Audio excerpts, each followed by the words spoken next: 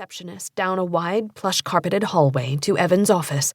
His name was on the door, engraved on a gold plate. The receptionist ushered her in and left. Mary Jo recognized Evan's personal assistant immediately, although they'd never met.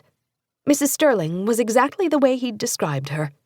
Late middle age, short and slim, with the energy of a Tasmanian devil, formidably efficient. He'd claimed the woman could easily reorganize the world if she had to, and that she'd willingly take on any project he asked of her. She was loyal to a fault. "Evan asked me to send you right in," Mrs. Sterling said, leading her to the closed inner door. She opened it, then asked, "Can I get you a cup of coffee?" Her tone was friendly but unmistakably curious. "No, thank you."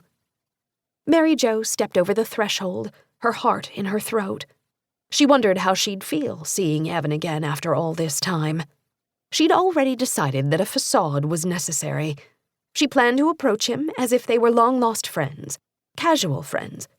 With a smile, she'd shake his hand, inquire about Jessica, and catch up on events in his life. Now that there were only a few feet between her and the man she loved, Mary Jo found she couldn't move, could barely even breathe. Nothing could have prepared her for the force of these emotions. Within seconds, she was drowning in feelings she didn't know how to handle. She felt swamped and panicky, as if she were going down for the third time. She conjured up Gary's face, the man she'd dated off and on for the past few months, but that didn't help. Next, she struggled to come up with some clever comment, some joke, anything.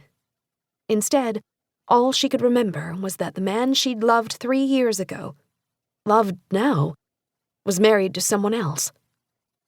Evan sat at his desk, writing. Only now did he look up. Their eyes met, and for the briefest moment he seemed to experience the same sense of loss and regret she was feeling. He blinked, and the emotion disappeared, wiped out with a mere movement of his eyes. "Hello, Evan," she said, amazed at how offhand she sounded. "I imagine it's a surprise to see me after all this time." He stood and extended his hand for a perfunctory shake, and when he spoke, his voice was crisp and professional. "Mary Jo, it's great to see you." Mary Jo nearly laughed out loud. Evan never did know how to tell a good lie. He was anything but pleased to see her again. He motioned toward the chair on the other side of his desk. "Sit down." She did, gratefully, uncertain how much longer her knees would support her. She set her purse on the carpet and waited for her heart rate to return to normal before she told him the purpose of her visit. "Did Mary offer you a cup of coffee?" "Yes, I'm fine, thank you," she said hurriedly. Her hands were trembling. Evan sat down again and waited. "I guess you're wondering why I'm here." He leaned back in his chair, looking cool and composed. It had been 3 long years since she'd seen him. He hadn't changed, at least not outwardly. He remained one of the handsomest men she'd ever seen. His hair was as dark as his eyes, the color of rich Swiss chocolate. His features were well-defined, almost chiseled, but that was too harsh a word for the finely cut yet pronounced lines of his face. Walter Dryden, Evan's father, was a Massachusetts senator, and it was commonly accepted that Evan would one day enter politics himself. He certainly had the smooth, clean-cut good looks for such a calling. What had made him fall in love with Mary Jo? She'd always wondered, always been fascinated by that question. She suspected it had to do with being different from the other women he dated. She'd amused him, hadn't taken him too seriously, made him laugh. "You have something you wanted to discuss with me?" he prompted, his tone revealing the slightest hint of irritation.